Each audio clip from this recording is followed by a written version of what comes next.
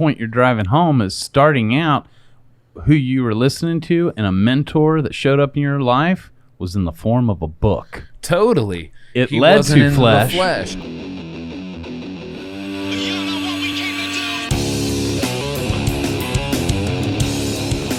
Ladies and gentlemen, brothers and sisters, tattoo artists, and everyone else tuning in, we love you, respect you, and appreciate you. It's an honor to serve you from our table. And today, Hip and I discuss a huge, important topic that will never expire in your life. Who do you listen to? Every day of your life, in the beginning of the day, wherever you're going, are you taking directions from people that actually know how to get where you're going, from people that's actually been where you're going, or are you just taking advice from everybody? Who do you listen to and why? It's this much and more. Thanks for tuning in. You ready, Matt? I am. Howdy, duties. I thought it was because of the puppet. Yeah, and there's Mike's soundbite for the week. No, what's up, guys? How's it going? What were you going to say? I do well. Very nice. Yeah, so today I'm accompanied by Mr. Matt Clemmer and Big Mike. You're welcome. And Big Mike. Josh is at home. He's at home recharging. Yes, much needed rest. Yeah, and today is the first day of fall. It is. And it feels like it. And dude, I don't know about you, but I am so elated that Josh is happy, healthy, whole, and thriving. Yeah. No matter what. That fucking right there makes my day. Right. Yeah, I just wrote him that today. I think I'm just going to keep that process up. Well, everybody and all of our listeners, thank you for tuning in every week and join us in celebrating that Josh is happy, healthy, whole, and thriving no matter what. Mm-hmm. So good. I interrupt you, though. Go ahead. No, that's totally fine. What I got to say isn't important, so fuck it. Okay. Hey, who are we going to shout out right now? You sent me someone that was commenting, showing us love. Or did you not? Or is it? Oh, yeah. We've been getting so much love. But, was it someone on Instagram or somebody? We need to thank you guys for listening. Thank you for sharing this to your brothers and sisters. We want the whole world to hear this, whoever it's meant for, to serve for, and we definitely need and appreciate your help creating awareness and getting this podcast out to the masses. Something we appreciate even above and beyond that is when you take the time out to write us and to comment. It means the world to us. And so we want to acknowledge you. Hip, who's somebody that blessed us this week? So this gentleman's name's Vic Prophet on IG. Oh, Vic Prophet? Yeah. Come on, I already like it. And he wrote, hey man, your podcast is the best. I've pretty much DM'd all you guys, and I don't want to be repetitive, but I just want to reassure you that what you're doing is super impactful. It has helped to nudge me into what I have been very hesitant to do, which is tattooing. All of you have been super informative and helpful for my early steps, and I'm a huge fan already and only started watching 2 days ago. LOL. Jeez. And he getting a shout out from Hip and Matt right now. Hell Vic yeah. Prophet on IG. I have seen almost every episode, and I truly believe that you guys can be the Joe Rogans of the tattoo industry, for lack of better terms, which I would say that's a great term because I appreciate that. And one of my visions was like, boom, Joe Rogan, right? He's a comedian, he's a fighter. But when he does his interviews, it's not limited to just comedians and fighters. And we want to do that for our industry, That's right. Because we're tattoo artists at the end of the day, but there's so much more that goes into being a tattoo artist than how fucking well you run a 9-liner and, what machine you use and ink and all that stuff. Although we do touch base on that. So I do appreciate that a lot, that you point that out, because it just goes to show that maybe this vision that I thought of, or we all three of us thought of, that it's coming to fruition and people can see it too. So I appreciate that. Yes. Your story specifically It's very inspirational, man, and I'm so grateful for you. I'm so grateful that you shared it with the world, and more grateful you overcome so much on your past and knowledge and the stories for people like me. I hope you guys keep doing what you're doing, because I know that I am only one so impacted by it. Thanks a million, brother. Peace and love. Hope you see this message. And is it Vic, V-I-C? V-I-C, yes. And Prophet. Profit. P-R-O-P-H-E-T? Like Profit, like P-R-O-F-I-T. Correct, yes. Thanks for the love, Vic Prophet. Appreciate it. And for all of you, write us this week. We just may shout you out next, right? Yeah. Hell yeah. Man, yep. I like the end where he talked about me. Yeah, I bet. Well, he wrote you. That was a message in your inbox. Yeah, I mean, I'm just... Yeah, he said he pretty much DM'd everybody. I guess the pretty much part was he left me out. I didn't get that. That's all good. What can I say? I so humble. Man. Today, I'm excited about today's conversation because this is one that has no expiration date wherever you're at in your life. We're all surrounded by people with opinions. People are going to tell you what you should believe, who you are, how you should operate. They're going to project their own vision for how they see you in your life, right? But who do you listen to? Right? That's today's discussion, is who do you listen to and why it's so important. And when we talk about who do you listen to, we're talking about really whose advice should you take, whether it's mentorship, brotherhood, a sisterhood, friendship. Who do you listen to in your life? Okay, so, for our listeners, Matt, we usually podcast Tuesdays. Today's Wednesday, and some things happened that caused us to push back today. But Matt had put this bug in my ear and told me to permeate on it, maybe take some notes about it. And when he told me what we were talking about, I instantly loved it, because one, it gets a chance to maybe see some growth in ourselves, and two, the first thing that came to my mind was some song lyrics from a band that has become my favorite band in the past year to 9 months. And that song is 10,000 Words from the Avett Brothers. And there's the chorus that when you told me, who do we listen to, it rung out. And it is, ain't it like most people? I'm no different. We love to talk on things we don't know about. And the reason why that stuck out is because early in recovery, I was always told that misinformed people are leading misinformed people. So it takes a certain level of discernment, wisdom, experience to realize like who you're listening to. Or, if you hear something that sounds good, you want to research and check the facts, because there's a lot of people that sound like Shakespeare, but their knowledge ain't shit. And then there's some people that share a little bit rugged that are able to deliver a message versus a mess. And again, like, this is all just things that I've learned in recovery that I've neglected for so long, just like starting to be an adult or whatever you may call what the fuck I was, a child in a man's body, a man-child. But yeah, so that was the lyric I was telling you about on the phone that I was trying to think, and I couldn't quote it for verbatim. Right. But yeah, I went and ahead you're right, and because looked it up. That's great, because he did say, we all love to talk on things that we know nothing about. Right. And I'm still guilty of that. We all are. But when it comes down to, it gets down to the nitty gritty, where you're at in this season of your life, your own personal vision, your own personal goals, where you're trying to level up, areas where you're trying to grow, if you're even in a season like that. So many listeners right now may be either comfortable or stagnant, But for all those that are literally like, you still got vision for your life plans, who do you listen to? Because you're surrounded by people with opinions that love to talk on it, even though they may know nothing about it, right? Here's another example. Quit taking directions from people who have never been where you're about to go. So, right.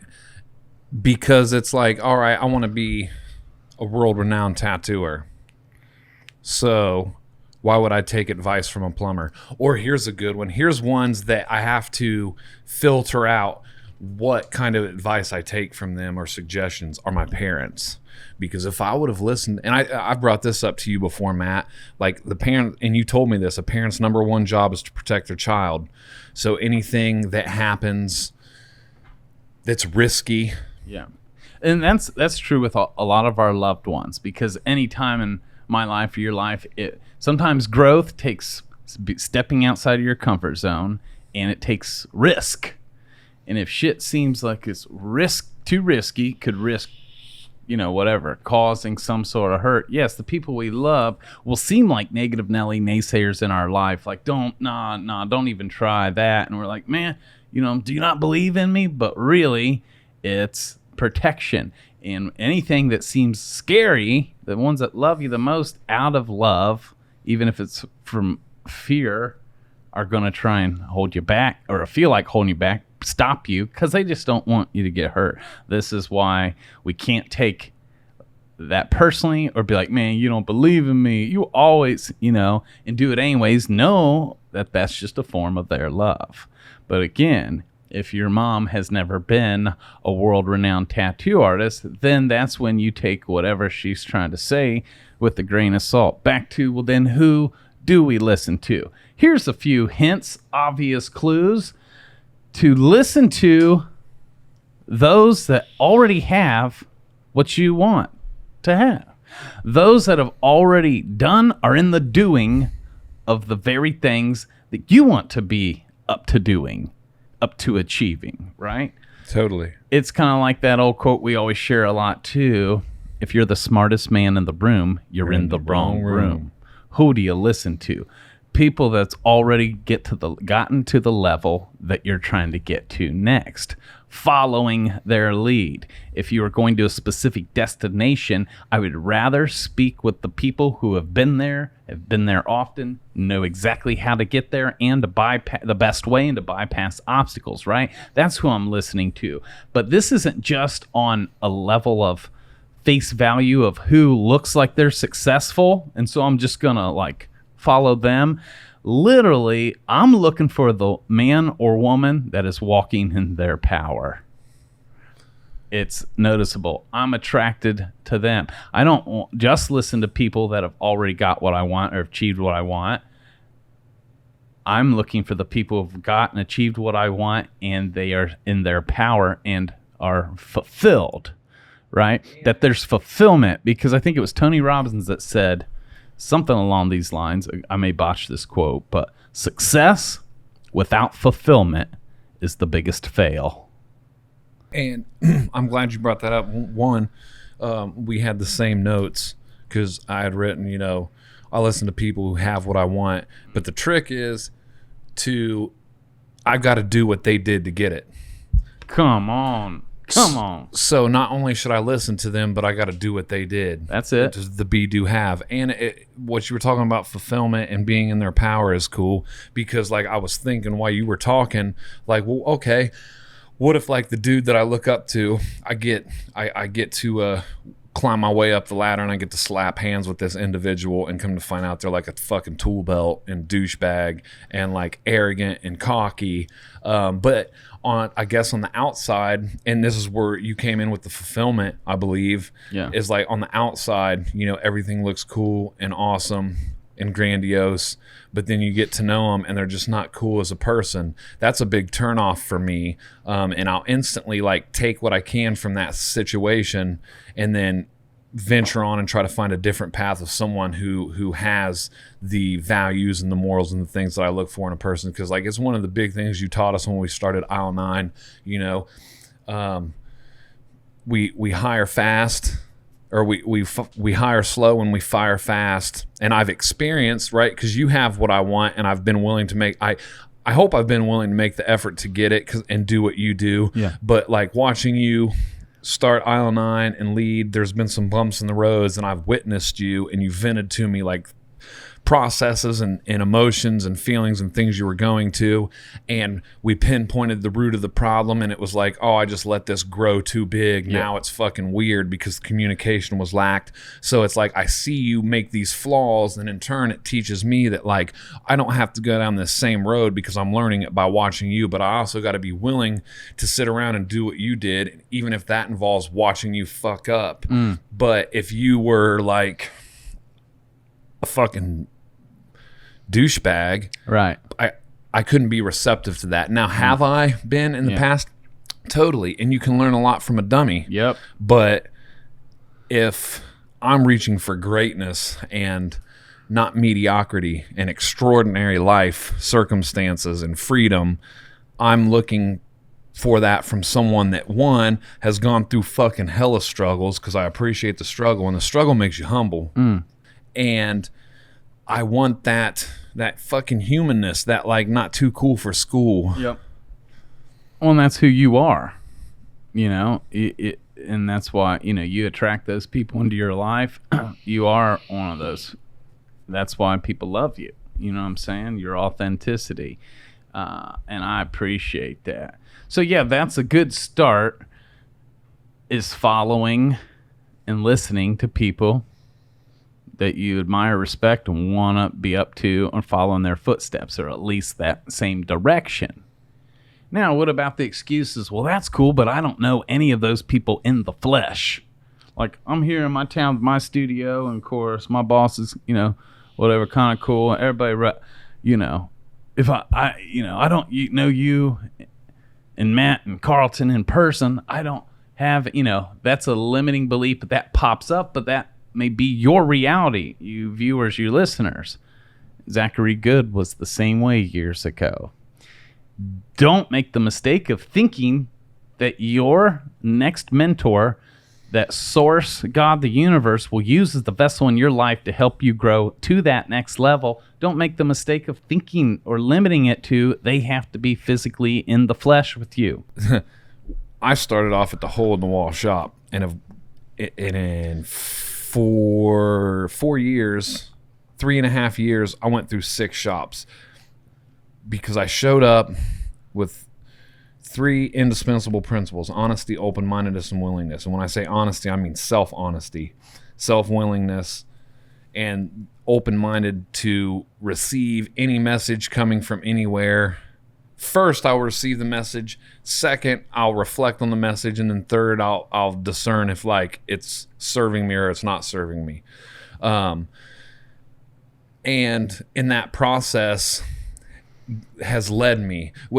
The third shop I worked at, I was probably 2 years in. I went to Bickney Tattoo Supply down by Point Pleasant, West Virginia. It's still in Ohio though. And great company, great artists that work there. The machine builder, Richie T, he's a sweetheart. And I picked up a book. It was Josh Carlton book. And man, it's like fucking blowing this dude and he ain't even here. But it impacted me. The cutback shader, he explained like all this shit. And at the time I got the book, didn't really know who the fuck he was. But I read it, highlighted it, took notes, and Frankenstein machines, and set my machines up the way they were. Now, if you were to tell me right then, like, oh, dude, you're going to be doing a podcast with this dude, you guys are going to be good friends. Sure. You couldn't have paid me enough to believe that. Right. And because I applied that honesty, open-mindedness, and willingness and kept moving forward and looking for teachers and listening for messages and receiving them and disregarding things that weren't serving me, it put me in a position to sit and watch you tattoo because I admired you. Slapping hands with Cotterman. Then it went to like, it's just such a fun progression, and I almost feel like I beat a dead horse when I talk about it. But like, it's okay. And the point you're driving home is starting out, who you were listening to and a mentor that showed up in your life was in the form of a book. Totally. It led to flesh. The flesh. I used to sit and watch Nico's fucking seminars when I wouldn't have no tattoos to do because I didn't know how to bring tattoos in or market myself properly. And I would sit and watch Nico's YouTube video of him doing a Day of the Dead portrait, and I'll be damned if later on in life you would have told me right then, like, you're going to buy him steak at Evergreen and sit beside him, and you're going to talk about things that have not shit to do with tattoos, but just life in general. Yep. I couldn't have believed you. Yep. On and on. It reminds me of a favorite Rumi quote. It's all rigged in your favor. Rumi is R-U-M-I hyphen. Rumi's the poet that we love. And one of his quotes is, it's all rigged in your favor, right? What you want wants you. Okay. But you have to get on the court, like you always say. Even God can set everything up for you except doing your push-ups for you, right? You can't read about doing push-ups. Come on, man. Or your push-ups. You can read about doing the fact that you had those three principles: openness, honesty, and a willingness. No matter what that looked like, you stayed open. Oh, here's a book. I'm open to it. You were open, so the book, it's rigged in your favor. It was sent to you. You know how many people, once they shut down their openness, will block that and rob themselves? Oh, no, this ain't some badass in the flesh that I can be friends with. Nope, here's a book. But you were open, honest, and you were willing to open the book and learn. That's God's way, the universe, Source's way of giving Hip what he needed in that season. That's preparing you for the next person that you're meant to listen to. When I was in 3rd grade, I listened to my 3rd grade teacher, but I didn't when I was in 12th grade, right? We move in and out of seasons. Who you listen to in this season could be the very person you need in your life to help you get to that next level. And that next level, you'll be a different being because you have grown. And your instructor, the universe, may bring in a whole new person for you to listen to as you continue to grow. This always evolves and changes. Just Hip and I right now have mentors, coaches, people in our lives that we listen to. Some are in the flesh, some we know personally, others are still in book form, others are still in audio book form, others are in podcast, others in digital form. To this day, some of my biggest mentors I've never met in the flesh, right? Mm-hmm. So it all matters. But you get to choose who it is you listen to. So often, it's the old, like, show me your friends and I'll show you your future. You are, sum total of the 5 people you hang out with, who you associate with, right?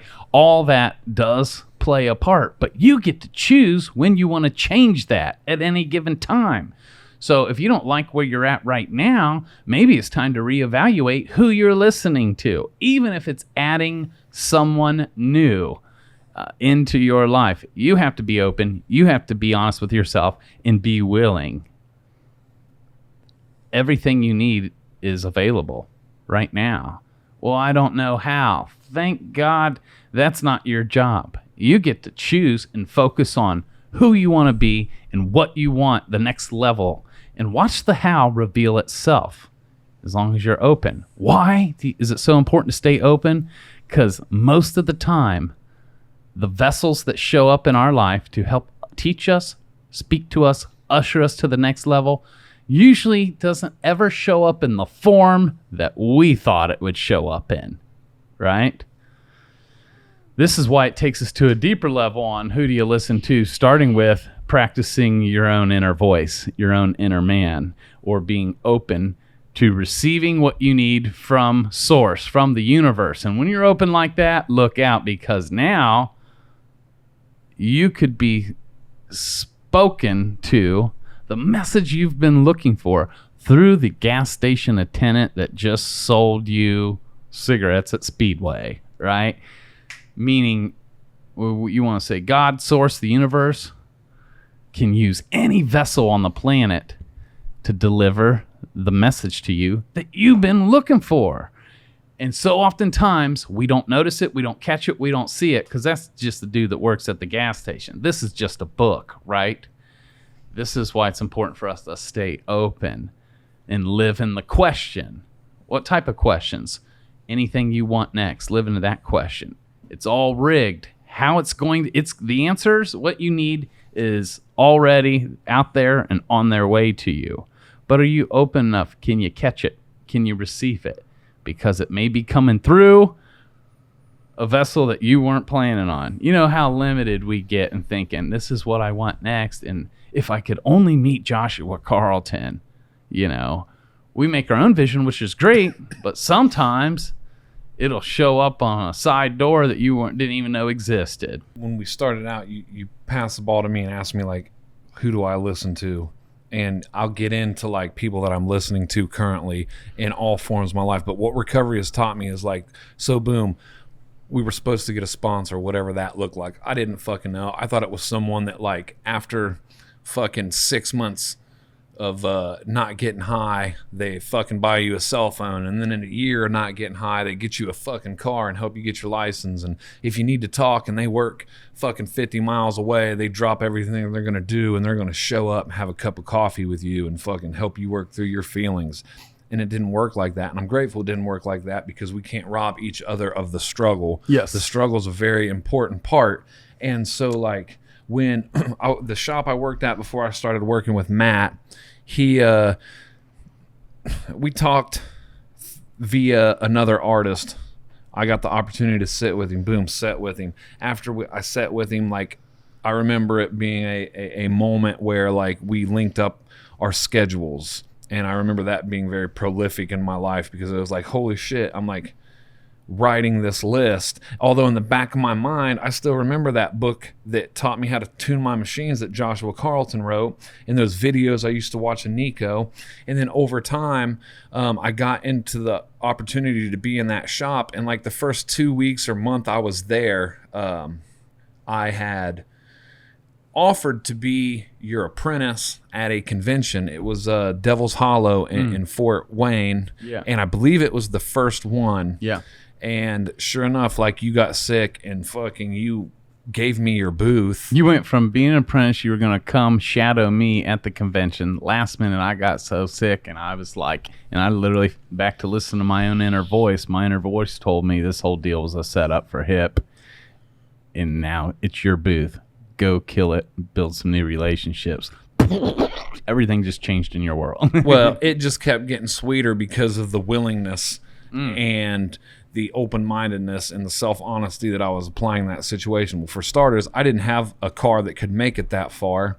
So luckily, I got a fucking kick-ass wife that's always in my corner, so she let me take her car. Didn't really have too much money, because I would just switch shops, and I wasn't aware that like, and it was during a quote-unquote slow season, which I didn't even know those were the thing anymore, and they don't have to be. And we can explain that later on in future episodes, which that's some heavy fucking woo shit. But so I go up there, damn near run out of gas, getting there, don't have enough money for a hotel, so a couple of my friends that are artists are there. Boom, they let me sleep on their floor. And I was grateful for that opportunity. I didn't even want to call a cot in, because it was like the struggle, right? I already got martyr syndrome, so it was like sleep on the floor with no blanket and be cold like prison. Yeah, that's fucking cool. Whether it's right or wrong, it doesn't matter. It helped fuel the fire. Boom, first day starts. I ain't got no clients, and I'm finding out the fucking Yogi Barrett is teaching his first seminar. And my mind's fucking blown, because like I used to wake up, get my pot of coffee, sit on the shitter until my legs went numb, dissecting his fucking artwork. And I'm like, there's no way that he's not fucking cheating with this photography. Like, it's fucking Photoshop. This just, it isn't right. And there's always been like this thing in me that likes to mash shit up. I used to be in this band that was like 70s P-Funk. We had some horns sometime and a DJ with like death metal with hip hop lyrics over it. So I always like to mash and mix shit up. So seeing this artwork was blowing my fucking mind. And here I am now at the opportunity, because I've applied honesty, open-mindedness, and willingness, and figured out Matt Klimmer's got what I want, so I'm going to do what he did. Got me a booth thrown. I'm here waiting for the seminar. Ain't got no fucking money. I muster up enough courage. Actually, I didn't muster courage. Me and a fellow artist were talking. We made a bet what hand Yogi was. I bet right, because I'm right-handed. My artist, he bet left. because he's left-handed, and I always bullshit with him. I say there's no good fucking southpaw tattoo artist, just poking the bear. And so Yogi gets up to take a fucking a break, and I ask him, and he's right-handed, and I was like, dope. And he seen it, like we were making bets on. He was like, y'all making bets on me? And I'm like, yeah. And that opened the door now, because with humor, that I could implement myself. So I begged him, like, dude, can I please take your seminar? And he wasn't. It was full, and I was like, I will pay fucking double. Well, anyway, they were able to make some shit shift around. I was able to catch a client. Just enough money to actually pay double, because I couldn't deliver what I was promising when I told him that. But sure enough, because I was doing what I was supposed to be doing, the universe opened up a fucking door for me to walk through, and I walked through it, sat in the front row. You focused on the what. You didn't know the how, but the how revealed itself because you declared the what. Go ahead. Right. So, boom, I fucking get in the first row. I'm asked questions. I take so much. Then, shortly after that, get an invite to, because I still keep applying those rules and principles, I get an invite to go to Evergreen, do that. First encounter with Joshua Carlton, we're at some fucking chintzy pizza place in Eugene, and he comes up. I don't even know who he is. I'm expecting like a dude to like rip off the fucking roof and like step in, and he's fucking 12 foot tall, and he's fucking so much smaller than I am. And it just showed me that like these fucking giants are so fucking big in my mind, but they're just people in life. So here I am with the dude of the book I bought years ago that taught me how to tune my machines through reading his words, and he's pouring me fucking Coca-Cola. That was mind-blowing, and a gesture of humility and I don't want to say confident. Yeah, it was fucking confidence, because he's confident in his compassion and empathy. And that was shown to me subconsciously, I guess. But he did, and I got in Evergreen, got my foot in the door there, built a friendship, went to, they used to do these educationals where they would fly you to different locations. I happened to go to the one in Florida. And from there, I fucking met fucking Mike Chambers, Liz Cook, Tevenal. Yogi was doing another seminar there. And check it, guys, because we were in dialogue the whole time. And this all was outside of Hip's comfort zone. Oh, Meaning man. He was like a scared little boy the whole time. Scared to go to the show. Scared to go up and talk to Yogi. Like all of us. Scared to even try and build a relationship or start a conversation. But he applied this thing called courage and did it anyways. Clarity comes in the doing. No matter, he was scared, but he had to do his own push-ups. Once we get into the doing of the thing, it's all rigged in your favor. God, the whole universe is designed to serve you. But you have to take a step. You have to. And you don't have to, but my God, you get to. Man. Which leads to more. Man, it's so much more. And you said uncomfortable, totally uncomfortable. Fucking Pete and Jamie Carino were teaching. Lefty was teaching. And so, okay, I don't like saying this on a world level, but I'm going to say it because I may have said it before. I don't fucking know. But I used to hate traditional. Fucking didn't like it until I started really paying attention to it. And hate's a pretty strong word. Do you think it's hate, or do you think you just couldn't see it? Yeah, we'll go with see it, because I really don't hate nothing. It's just a quick go-to, for the lack of better terms. So yeah, I couldn't dig with it, because like throughout my progression of art, even when I wasn't a tattoo artist, I was always drawn to like realism and seeing people and knowing people did pictures of fucking people, and it was just mind-blowing. So I wasn't ever a fan of it. Huge fan of it today. So while I'm immersed in this mecca of fucking groundbreaking artists that I can learn from, Mike Chambers goes up to do his interview. And that open-mindedness was struggling at the time, because I'm like, man, I can't learn nothing from a fucking traditional artist. Like, I want to hear these other dudes and shit. but I applied the open-mindedness, and I was willing to sit there and listen, and come to find out, like, he stole my fucking heart. He's also has a background similar to mine, and he didn't like fucking traditional either when he started tattooing, and was a fucking sweetheart. And we've got so many similarities that it helped to endure and even grow further in loving the art form of traditional tattooing, and enjoying the history and everything where this whole fucking thing came from.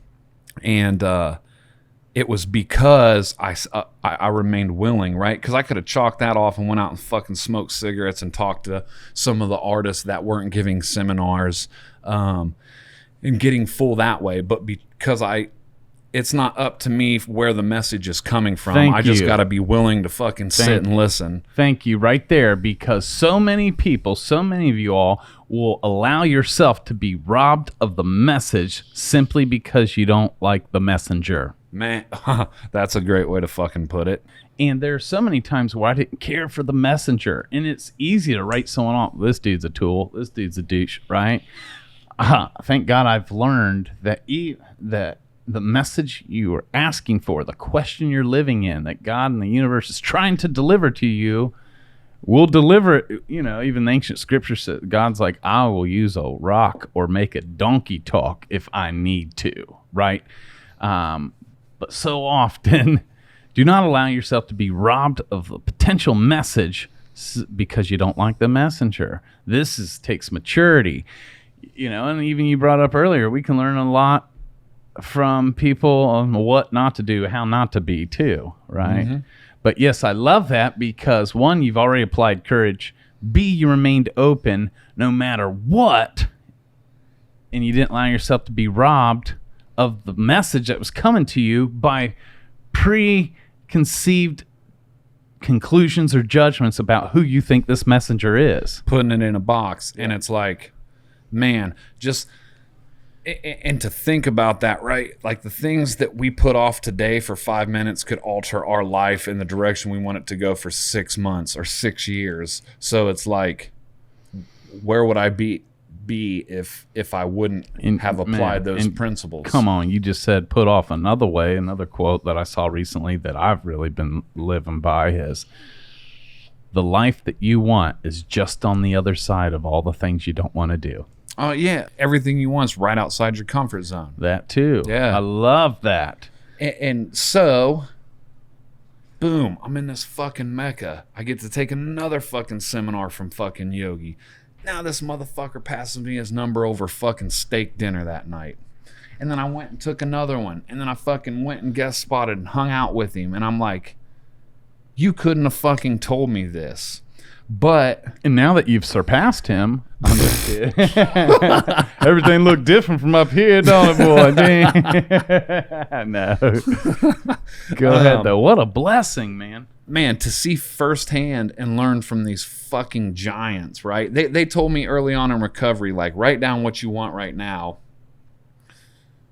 and you would be robbing yourself from what lies ahead. Like, don't leave till the fucking miracle happens. And luckily, I stuck around and I didn't leave.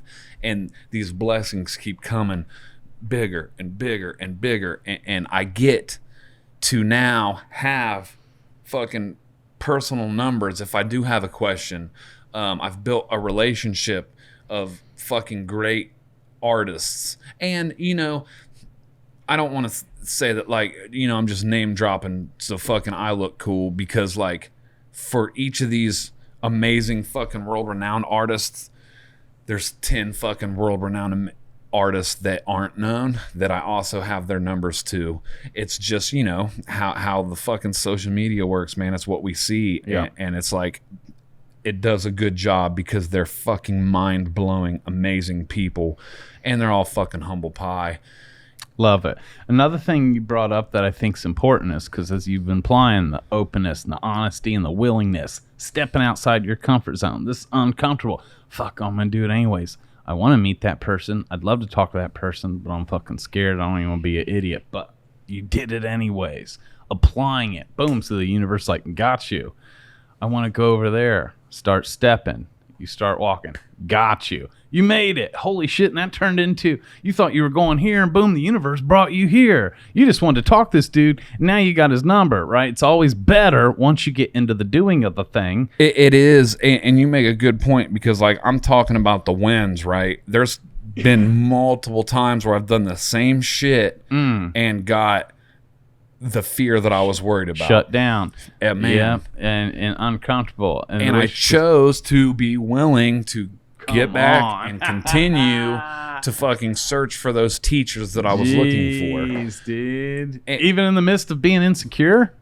Oh, yeah, dude. Like, Man. You know what I found out is like, so the honesty part, and I said it's more for self-honesty, but it also is a double-edged sword. Well, not double-edged sword, but it's got two sides of the coin. So it's like, a lot of times people respect you if you are scared and you let them know. Like every time we do this podcast, I'm nervous and I'm always worried about what I look like. Is my face fucking oily? How good am I sounding? Am I saying or fuck way too much? Yeah.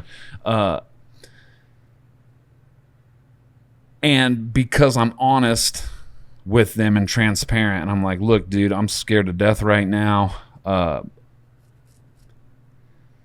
But I'm still doing this anyway. People respect the honesty. And that's staying in your power. The thing that, the feeling and the fear of, being nervous, and by trying to like fight that or be annoyed, it could be a sense or feeling of you're losing your power or not in it. The second you acknowledge it and own that shit, you keep your power. It doesn't have power over you. You just took the sting out. Even though your nervousness may not go away, but the fact, that's powerful, man. I love that. Something else, that I was touching on a second ago. Once you've applied all these things, you've already decided who I'm listening to. You're going to learn from dudes that are doing what you want to do, right? Correct. Then in that process, want you also, every time I've watched you, choose the position of showing up as an empty cup so that you can actually receive. Blows our minds how many times, dude, back when I was touring with Kyle Cotterman, and we'd show up and there'd be dudes that come up to us after the seminar wanting to rap with us, saying they wanted to learn, but wouldn't even let Kyle talk for 2 seconds, and we tried to give them room. Maybe they're nervous, blah, blah, but they robbed themselves by not being an empty cup. What do we mean when we say empty cup? Well, you got 2 ears and 1 mouth for a reason. Yeah. So it's like, I've been the dude that showed up from someone, and I'm just going to use someone, for tattooing purposes, showed up, asked a question, and it was like, what do you think of this? What do you think of this? Do you like this? What can I do different? How, fucking like, I'm showing up pretending to ride your nuts only to try to get you to ride mine. I've been that dude. It's not fruitful. It doesn't serve me. So I tried a different approach, which is having a little bit of humility and knowing that know your fucking role and stay in your lane.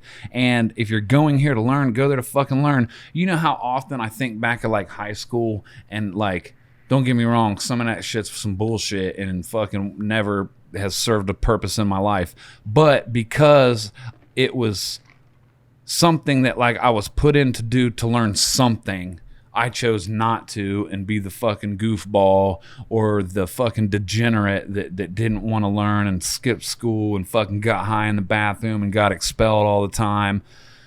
Versus like, dude, KRS-One, man, knowledge is power. Mm-hmm. Knowledge reigns supreme. And applied knowledge. Yeah, totally. But there's something different. What is it? The difference between school and life is you learn the fucking lessons in school before you take the test. In life, you take the test, then you learn the lessons. Yeah. So there's a different level of willingness that needs to be applied when you have to put yourself around people you want to learn from.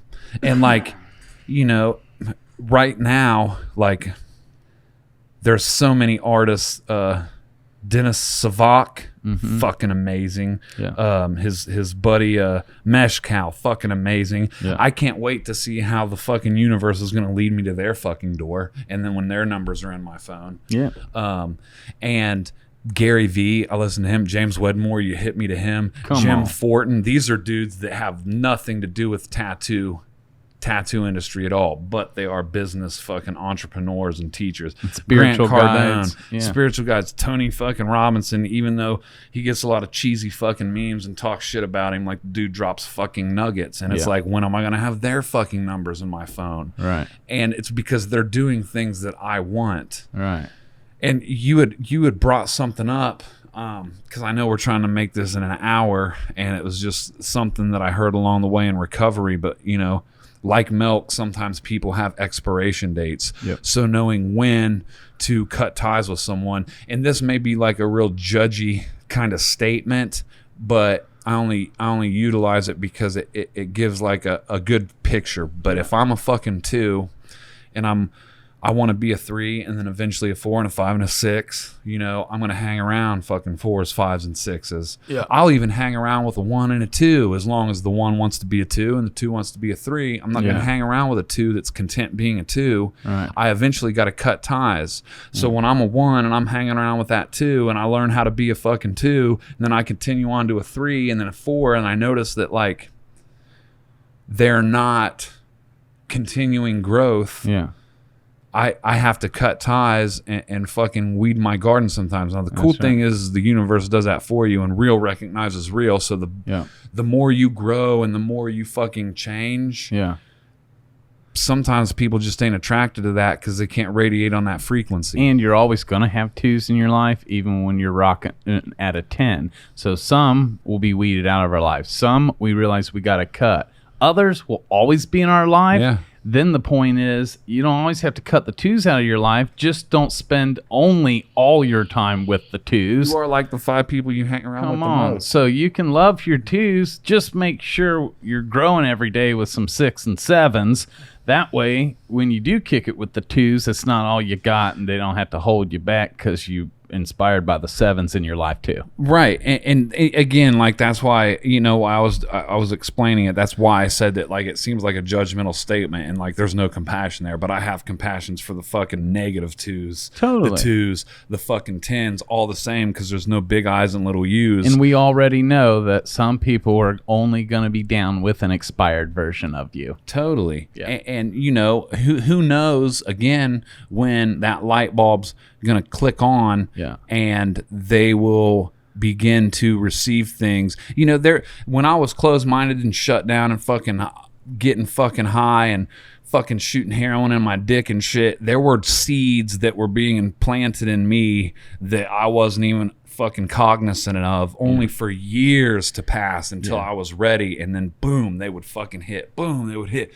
Boom, they were hit. And I realized, like, holy shit, there's been impacts on me made by people who had enough compassion to try to pour into me when I was like, fuck no, and trying to close off the gap. That played a very prolific part in my life today that I can reflect back on and look at and remember. Like, Thank you, because to encourage all you out there, number one, you may have 2s in your life, and if they're all, and you're trying to grow to be a 4, 5, 6, 7 on your way to 10, and the 2s in your life, if they ain't trying to grow, either God's gonna weed them out of your garden, whatever.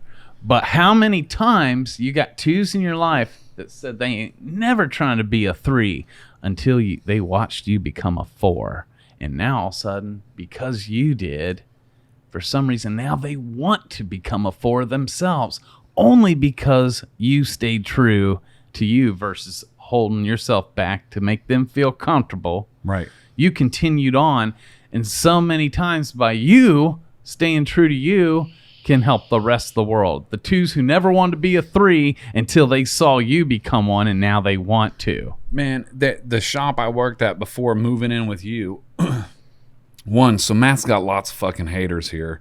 And the more you watch this podcast, you can probably see why. and like I've explained before in the past, I've tried to fucking debunk this motherfucker, and it just doesn't happen because he's authentic. This is who the fuck he is. Like, and he's been going through fucking hell, and he's still the most graceful, spiritual fucking dude I know. So there is no debunking. What you see is what the fuck you get, no matter any time of the day. Well, except first thing in the morning, he's kind of fucking dick then. But goddamn, where was I going with that? So the shop that I was working at before I started working with you, these motherfuckers were my fucking friends and are still my homies, and I fucking love them and see them damn near daily on a basis. And they were like going behind my back offering to pay my wife money to keep me there, and like it was breaking my fucking heart because I didn't want to leave my friends. Yep. But also I knew that like you had what I wanted, and it was time to move on. So they're still my fucking homies, and they're fucking growing, and they're doing great. But I needed to put myself in a different position for my dreams and goals, and it hurt, and it fucking hurt bad.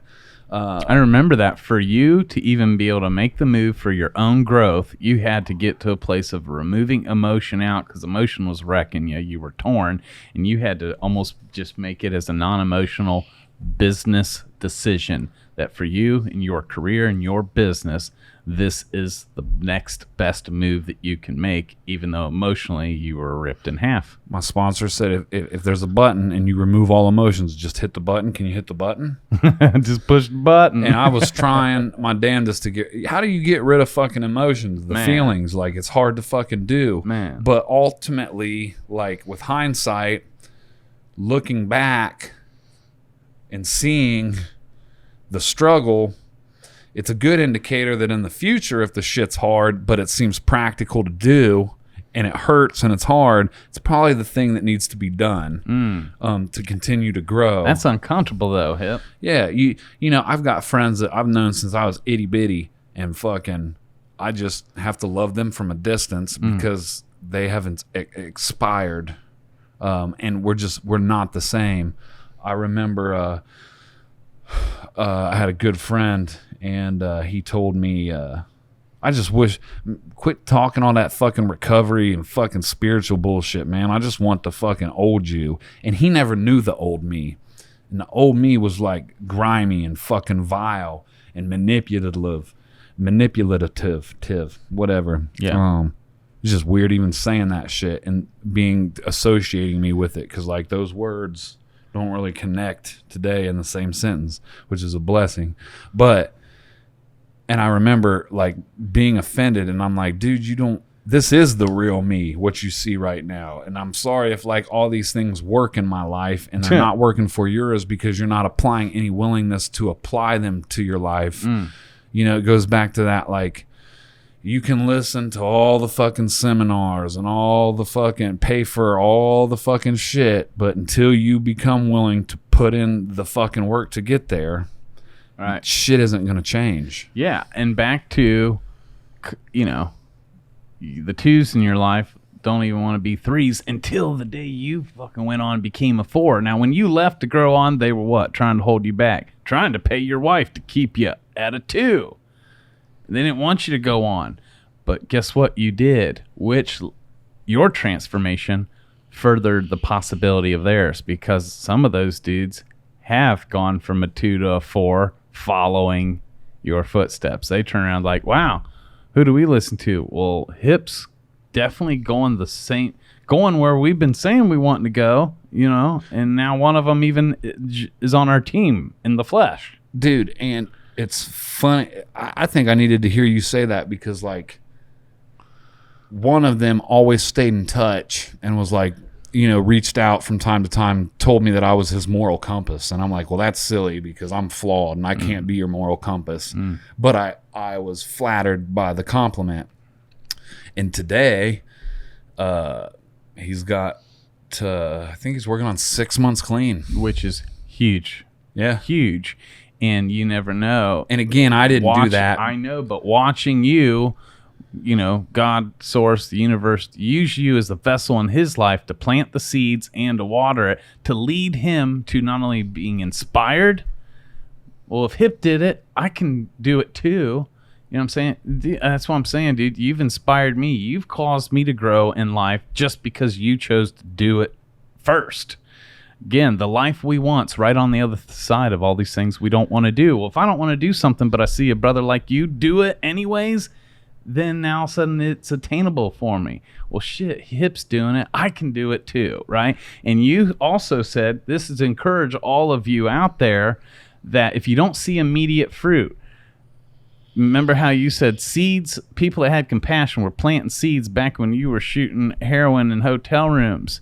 And it wasn't till years later, boom, they start hitting, right? Right. So oftentimes if we are trying to help another brother and you could get discouraged in that season, like they ain't even trying to hear it. And in that season, they're not, but you're planting seeds, right? Yeah. What's so funny? You said fucking shooting heroin in hotel rooms, and I just started thinking back. I was like, I didn't have no money for no hotel room. Well, I thought you would always tell the story you're in a bed-bug-infested hotel room watching us on TV. That was an apartment. Okay. But yeah, fucking side note. Okay. Okay. And you brought up something else that's very attractive to me about people that I fucking want to be like and admire and try to emulate what they do, so I do what they do. And you was like, you know, because you're one of those people, and then I got the ability to put myself in your circle, and now I got your name and number in my phone. But you, a good thing that I like about a teacher is that they're a student. You can't be a good teacher without a student. So anytime like you or Josh or my sponsor or my parents even tell me like, well, you taught me this. Yes. I appreciate that, because that just shows the level of humility and the willingness and the open-minded to learn from anyone. Mm-hmm. Because like, again, there's no big I's and little U's. So who knows? I imagine, if I made friends with Gary Vee and we just fucking kicked it heavy all the time and shit, it's totally possible I could teach him something. Of course. Again, we cannot allow ourselves to be robbed of the message by judging the messenger. And I think to even get to these levels of success or whatever you're trying to get to, the people that are already there are well aware of the things we're talking about. Yeah. And already, of course we apply those. Hadn't someone reached, and like, this ain't a judgment thing, but it was mind-blowing and very flattering. But like Matt said, someone had reached out to him talking about, and I'm sure we'll eventually give this person a shout out, that like they basically got to listen to the podcast like it's a fucking hip hop CD. They listen to 5 minutes, stop it, rewind it back, and re-listen to that, and it's like mind blowing, and it's cool because I get it. Yes. There were times when fucking the shit I talk about on a daily basis, I had to fucking like rewind that shit and fucking listen to it again, and again, or reread it again and again and again, only for it to finally be impregnated in my mind to where it's just everyday conversation. Like, this is basically the shit we talk about every day, all the time. That's right. Yup. And the dude you were talking about, shout out Mr. Eric Martinez from El Paso, Texas. Man, he's been showing us love. But yeah, shout out Eric Martinez, who also just joined Tattoo Business Mastery. So his whole life's about to change. Fuck yeah, dude. Hell yeah. Man, again, who do you listen to?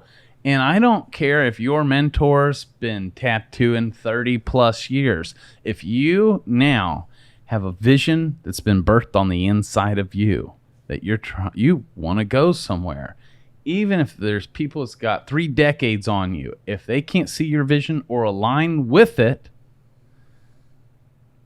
then you may not want to continue listening to them, at least on how to get to that next place. If they can't even agree that that's where you're going, if you've already decided this is where I'm going, if you said I want to go to Hawaii and everyone around you is like, you can't go there. Hey, that's just an opinion. Even if it's your mentor, well, no, you've already decided that's where you want to go, to Hawaii. So now you just need to listen to people that actually know what's up and how to get to Hawaii. Right. I was a lot like you, Hip, in the beginning of this tattoo career. Almost 17 years ago, I too couldn't see or fully appreciate traditional when realism was hit. And of course, I was always a portrait painter, so I was already a realism artist. Now, like you, not only do I see and love traditional, I have traditional tattoos on me, but in the beginning, I couldn't see them either. But when I came in an apprentice, I said, hey, I want to be a realism artist. I want to do portraits. And I was told that I wasn't even allowed to or shouldn't even attempt one until I had 7 years of tattooing under my belt. Boom, right then and there. Who do you listen to? Now, this guy told me this, and it wasn't my mentor, but it was a lead artist at the shop. Dude, you can't even try portraits. Tattoo about 7 years, then we'll talk, right? And if I'd have just listened to him, I wouldn't have even tried for 7 years. But from that moment, when I was scrubbing tubes as an apprentice, 16 months later, me and Brian Brenner were at the Nashville Tattoo Convention, and I won Tattoo of the Day for a black and gray portrait of Ani DeFranco. My mind was blown. This is my first convention ever. I had only been tattooing, for a few months. Complete breakthrough and completely different than the forecast and the declaration that was given to me. Someone was trying to give me an identity. Someone was trying to put their vision, i.e. limiting beliefs, upon me. And I had a choice to receive them or not. Thankfully, I didn't. It caused me to get to Hawaii way quicker than 7 years. You heard? Right. And so it matters. You said you don't care if your mentor's been tattooing 30 years. It's important because, we honor them, we respect them. Totally. And we had just talked about this, the naysayers and shit. And a lot of times, 99.9% of the time, misery loves company. So a lot of, the majority of people are just monkeys in a barrel, dude, or crabs in a bucket, whatever fucking analogy you'd like to use. And there's a saying in recovery that I always hear, and it says, your clean time does not equal your recovery. And basically what that's saying is the motherfucker that's been clean X amount of time might be living like a shitball, right? And the motherfucker with the least amount of time might be living to the best of his ability to be the best person he can be. And that rule is just solid throughout anything. If you're fucking hanging around with fucking negative Nancy's and fucking naysayers and shit, but they got so much time under their belt, but they ain't doing shit and if you're a fucking shop owner and you've been fucking tattooing for 30 years, you should not be fucking struggling to keep the lights on in your tattoo shop. Sorry if that hurts you. Yeah. This is why I said, who do I listen to? Not just the person that appears to be successful on the outside, but on a deeper level, the person that's successful and is walking in power. Right. Their own personal power. And that's evident. And that doesn't mean they have to be doing big things. I love watching my 9-year-old daughter be in her power, right? It's just when someone's speaking and living their truth. Man. And are unapologetic about it and ain't looking for your permission, someone that's been through it, and you can tell they're in their power and they know a few things that I don't yet. That's who I'm going to listen to. All the while, I've got people next to me that don't see it, don't understand, naysayers, be like, you can't do that. Who the fuck do you think you are? You know what I'm saying? You can't do a portrait. Who the fuck do you think you are? You got to put 7 years in first, right? This is why. Well, then what's your indicator? Your own inner voice. The desire of your heart is foreknowledge of your future. It doesn't matter how ridiculous it seems. If no one in your shop's ever done this before, if you have a new vision for yourself, a desire, that alone is the indicator that you are meant to do that thing, to go ahead and be that thing and get to that level. Even if no one around you understands, great. That's the universe's way of communicating to you. It's time for you to look for something or someone new to listen to. You focus on the what you want to do. The how and who you're meant to listen to will be revealed to you and brought into your life. But like Kip said, you must remain open, honest, and willing. So powerful, man. So powerful. There's, again, levels to this. For any of you that know the ancient scripture and know the story of the centurion, And the centurion was like basically the head dude of the army, right? He encounters Jesus. And he had a family member, a son or a daughter, back at home sick. Most people will go up to Jesus and be like, will you please come to my house and heal my daughter? Heal, you know what I'm saying? And he would. The centurion goes up to Jesus and is like, yo, my daughter's at home sick. Do you mind healing her? And Jesus is like, yeah. And he starts to turn like, let's go, like where you live. And the centurion stopped and said, hey, I'm a man of authority. And I understand authority. I'm a man of authority. When I give the word, it's done. Real recognizes real. I recognize you as a man of great authority. Therefore, I know if you just say the word that my daughter will be healed. And Jesus stopped and said, I have not found any greater faith on this whole place than you. And he smiled and he's like, go ahead and go home. She's healed. He just spoke the word. When you get to a level of knowing who it is you're listening to, that you can just take it to the bank, no matter how crazy or uncomfortable this seems. The man I'm listening to, the woman I'm listening to, the mentor, the coach in my life that's been placed in this season of my life, if they just say the word, I know that's what I need to do next, right? It's so awesome when you can get relationships like that in your life. You know, Joko, my friend in Indonesia, right? He's got 2 Facebook accounts, one that's in English, one that's in Indonesian, right? And when he makes a post in Indonesian, I'll write in English because they all know me that I don't even know what this man just said, and it don't even matter because I know the heart of the man that said it. You know what I'm saying? If Joko says something, I don't even have to understand it. I already know his word, it's good, right? There's levels to this. You are worthy to have such people in your life. They already exist. The only thing blocking it isn't your circumstances, it's you, right? To get out of your own way, to be open and honest and willing and give yourself permission and to know that you are worthy to have the thing that you want. Why do you think you've got the desire in the first place? Where do you think it came from? Another ancient scripture that people take out of context all the time is God gives you the desires of your heart. So some people think that means whatever you desire, if you pray for it, ask for it, hope long enough, that eventually God will give that to you. No, that's not what that verse means.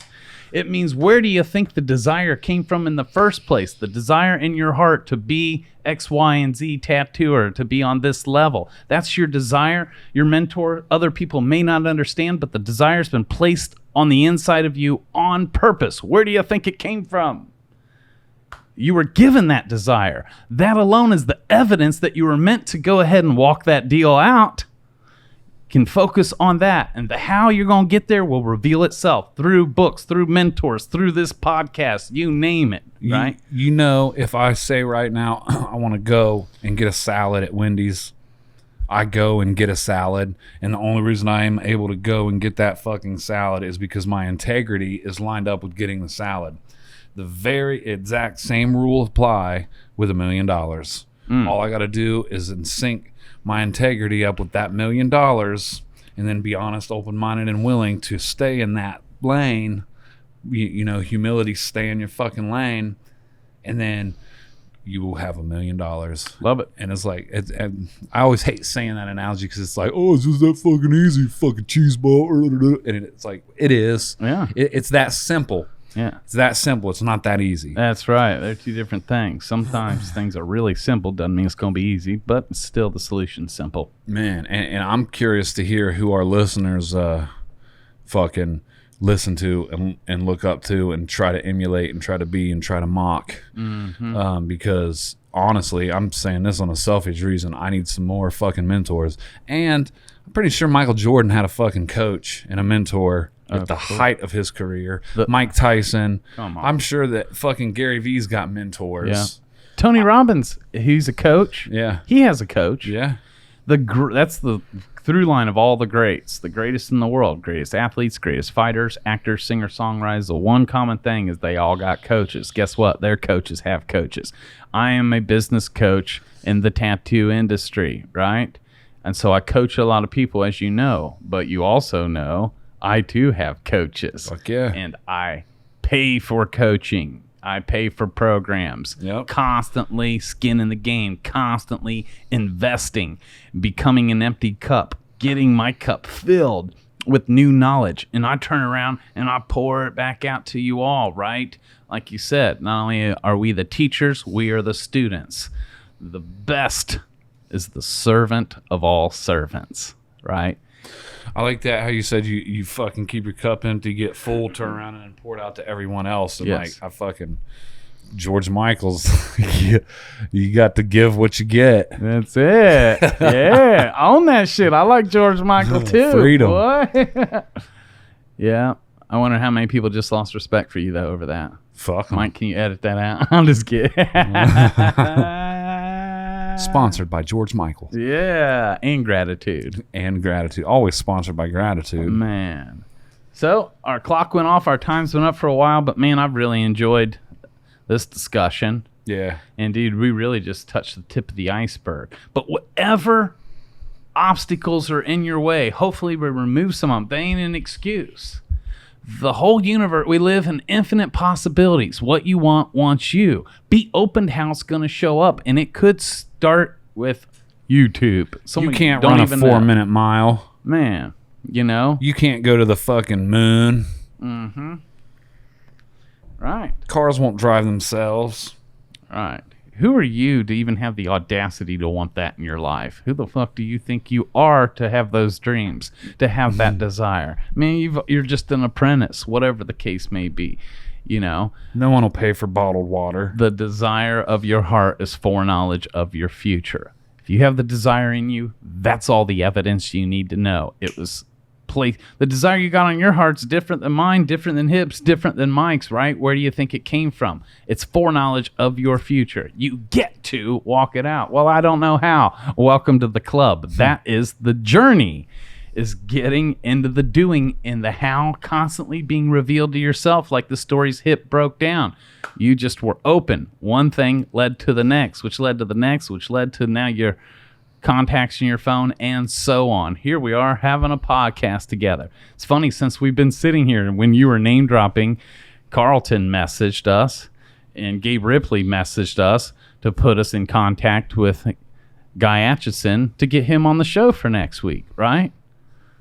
Real cool shit that you and I would have only joked about not that long ago. Nervous. Yeah. Isn't that Again, beautiful? nervous. Yeah. But guess what? I'm going to apply some fucking courage and go through it and probably tell him, like, dude, I'm so scared right now. Yeah. So gray wash that, motherfucker. Something that's scary to you, do it anyways. It's already rigged in your favor. But you can't expect to have it in your life if you're just going to keep talking shit to yourself about being that thing, about doing that thing. You must step out of your comfort zone and watch the Comforter himself meet you in that mysterious, new, scary place, and watch it all work out. You're either going to win or you're going to learn. Both are real valuable. Hope this message helped inspire you and open up possibility in your own thinking of who you're even called to listen to next in this next season of your life. We can't tell you how much your comments and you guys writing us mean to us. Please keep it up. We'll keep the shout outs going. And we're going to hop off here, paint the streets in love, and call Guy Atchison. Love you, Hip. Thanks for sharing. Love you. Love you, Mike. Thanks for sharing. And we are so stoked that Joshua Carlton is happy, healthy, whole, and thriving. Yeah, we are. Tattoo Guardians, keep fucking going. We love you all. See you next week.